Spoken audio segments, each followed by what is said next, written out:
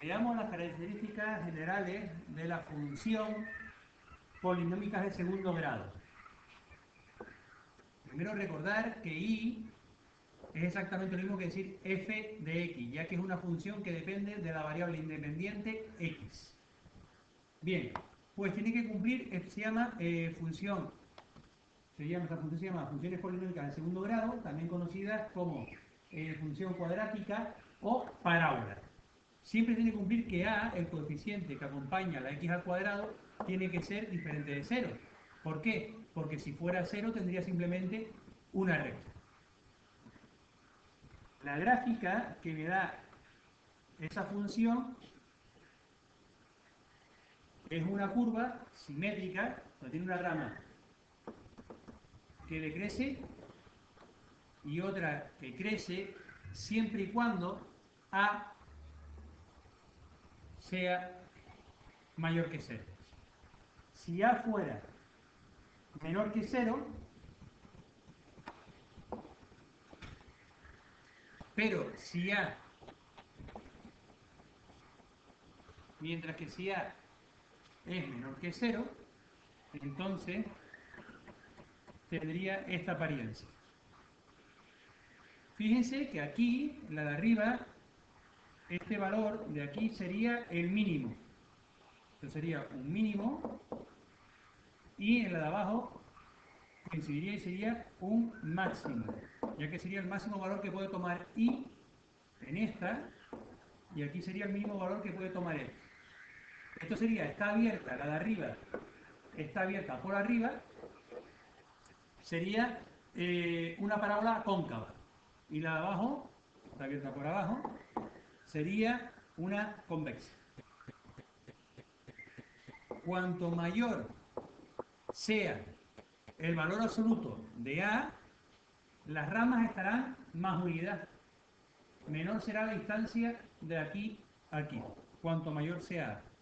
¿Vale? O sea que si A es muy grande, pues se irá estrechando cuanto mayor sea A. Este punto de aquí, cuando cambia el comportamiento de la parábola que pasa de decrecer a crecer, se llama vértice y se pone como V en este caso, coincide con el origen, con el origen y sería, sus coordenadas serían 0, 0. Este eje de aquí, ¿vale? Es el eje de simetría, porque si yo pudiera doblar la pantalla, coincidiría esta rama con esta otra. Se llama eje de simetría, que en este caso el eje de simetría coincide con el eje de las ordenadas, con el eje de la silla. ¿Vale? En ese eje tenemos que, ese eje es x igual a 0, porque ahí siempre x vale 0. Pero no tiene por qué ser así, es de simetría. Yo puedo tener una parábola aquí, la puedo tener aquí, aquí. Entonces el eje de simetría en esta sería este, en este esta, y aquí tendría este. Por ejemplo, aquí sería, pues, el eje de simetría estaría situado aquí, y aquí sería este. Es decir, aquí sería el eje de simetría, estaría en x igual a menos 11, y aquí estaría en x igual a 10. Aquí vemos en esta parábola cóncava, está desplazada, vemos que su eje de simetría está en x igual a menos 5 y el vértice está en menos 5, menos 6, que en este caso el vértice es un mínimo. Bien, ¿y cómo hallamos eso? Pues con la siguiente fórmula. El vértice siempre responderá a esta fórmula de aquí, donde me da, aquí tengo la abscisa o el valor de la x, y aquí la ordenada o el valor de la y. Mientras que el eje de simetría vendrá dada por esta fórmula. Estas letras de aquí, estos parámetros, son los de la propia fórmula de la parábola, que define la parábola. Un caso especial lo tendríamos cuando b vale 0. Como por ejemplo podría ser y igual a 2x al cuadrado más 1.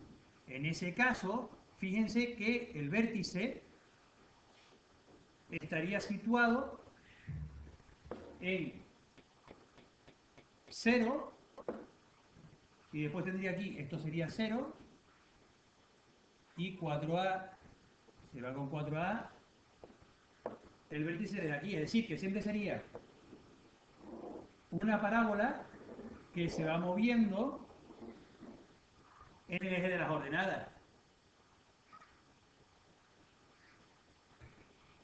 En este caso concreto sería 0, 1, es decir, que la parábola sería una cosa así, pasaría por 1.